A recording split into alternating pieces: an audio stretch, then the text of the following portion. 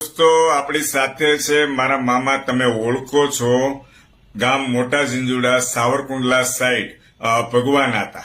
મોટા ભાગના મારા મિત્રો ઓળખે છે. હવે ભગવાન દાદા આપણને આપણી સાથે એવી એક વાત શેર કરશે કે જીવનમાં કામ લાગે અને આપણે કોઈ પણ જગ્યાએ છેતરાતા પહેલા એકવાર જો આ વાત સાંભળેલી હોય તો છેતરાઈએ નહીં, એ ટાઈપની વાત કરશે. ભગવાન હતા કનુલાલ, સાંભળજો આપણે ભગવાન દાદા શું કહે છે. બરાબર છે?